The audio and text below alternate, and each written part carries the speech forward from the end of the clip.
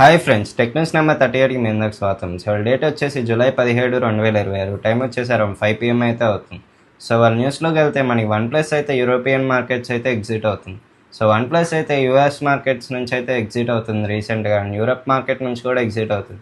మన ఇండియాలో కూడా నెక్స్ట్ ఇయర్ అయితే ఎగ్జిట్ అవ్వచ్చు అని అయితే రూమర్స్ అయితే వస్తున్నాయి.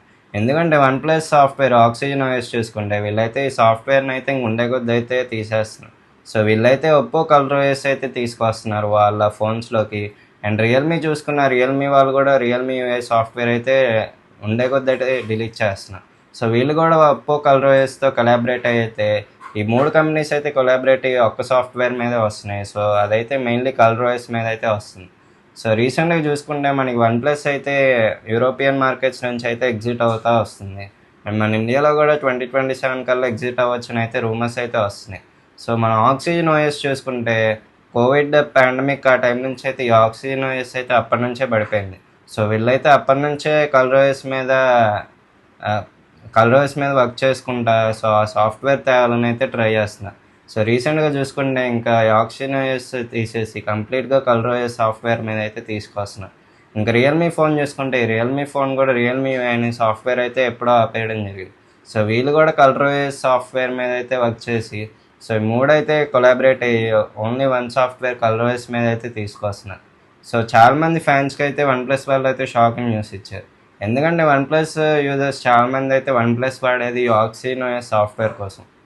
ఈ ఆక్సిజన్ ఓఎస్ సాఫ్ట్వేర్ వచ్చేసి మెయిన్లీ చాలా ఫీచర్స్ అయితే ఉంటాయి అండ్ ఈ సాఫ్ట్వేర్ అయితే చాలా బాగుండిద్ది అని అయితే చాలామంది యూజర్స్ అయితే చెప్తారు. సో ఫ్యాన్స్కి అయితే చాలా షాకింగ్ న్యూస్ అయితే ఇచ్చారు వీళ్ళు. సో చాలామంది రియల్మీ ఫోన్స్ బై చేసేది అండ్ ఎక్కువ యూజ్ చేసేది కూడా ఈ ఆక్సిజన్ సాఫ్ట్వేర్ కోసం. సో వీళ్ళైతే ఇప్పుడు ఈ సాఫ్ట్వేర్ తీసేసి వాళ్ళ ఫోన్స్లో అయితే కంప్లీట్లీ కలర్ సాఫ్ట్వేర్ అయితే తీసుకొస్తున్నారు.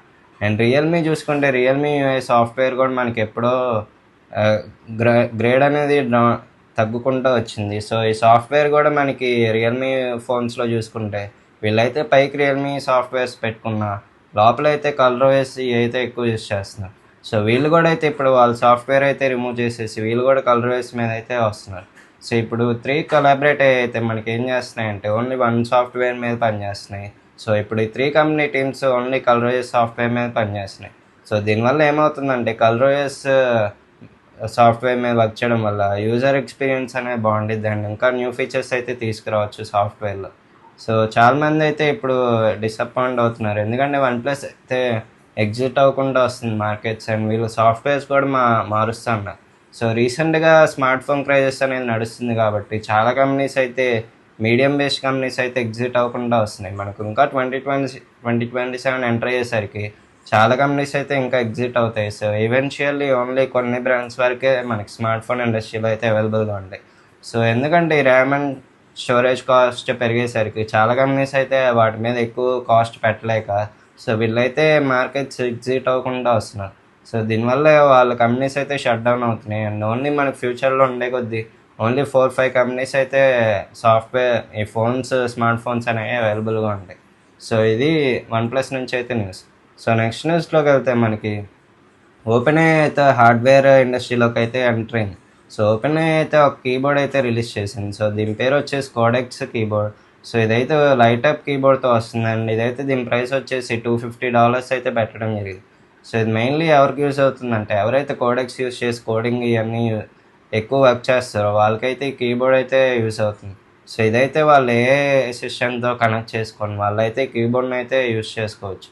సో ఈ కీబోర్డ్ వచ్చేసి మొత్తం 31 కీస్ అయితే అవైలబుల్గా ఉంటాయి కీబోర్డ్లో.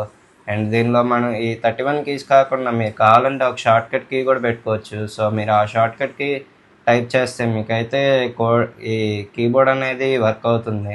అండ్ మీకు తగ్గినట్టు ఫీచర్స్ తగ్గినట్టు అయితే మీరు ఈ కీబోర్డ్ కీస్ అయితే సెట్ చేసుకోవచ్చు.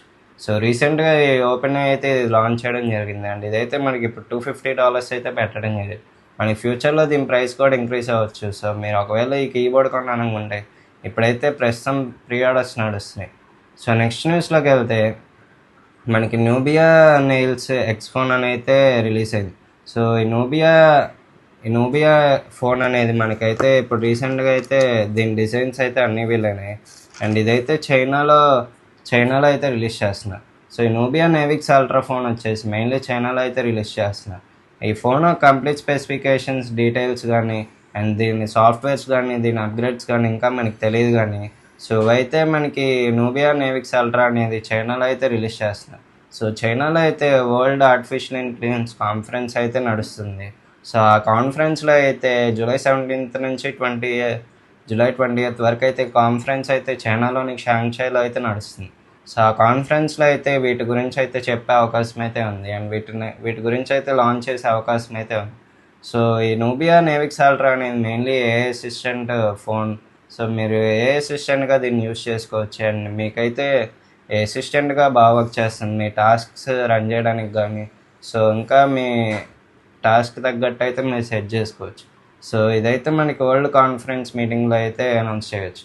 సో నెక్స్ట్ న్యూస్లోకి వెళ్తే మనకి రీసెంట్గా చూసుకుంటే మనకి ఈ ఐఆర్సిటీసీ అయితే ఏం చేస్తుందంటే, సో ఐఆర్సిటీసీ వచ్చేసి ట్రైన్లో ఎవరైతే ట్రావెల్ చేస్తారో వాళ్ళైతే ఫోన్లో అయితే రిజర్వేషన్ బుకింగ్ అని ఇవైతే చూపించకూడదు. సో వాళ్ళైతే రిజర్వేషన్ బుకింగ్ అని ఫోన్లో చూపిస్తే మీకైతే ఇంకా ఉండే కొద్ది అయితే ఫైన్ వేస్తారు. సో ఎవరైతే ఫోన్లో బుకింగ్ చేసుకుంటారో వాళ్ళైతే ఫిజికల్గా అయితే ఆ రిజర్వేషన్ కార్డ్ అనేది ప్రింట్ చేసుకోవాల్సి వస్తుంది అండ్ వాళ్ళైతే క్యారీ చేసుకొని అయితే ట్రావెల్ చేయాలి. సో ఐఆర్సిటిఎస్ అయితే ఇప్పుడు ఈ కొత్త రూల్ అయితే తీసుకొచ్చింది. సో మీరు రిజర్వేషన్ చేసుకుంటే కనుక మీరైతే ఆ రిజర్వేషన్ టికెట్ అనేది ఫిజికల్గా క్యారీ చేయాల్సి వస్తుంది. సో ఇంక నుంచి ఎవరైతే ఫోన్లో చూపిస్తారో వాళ్ళకైతే టీసీ అయితే ఫైన్ వేసే అవకాశం అయితే ఉంది.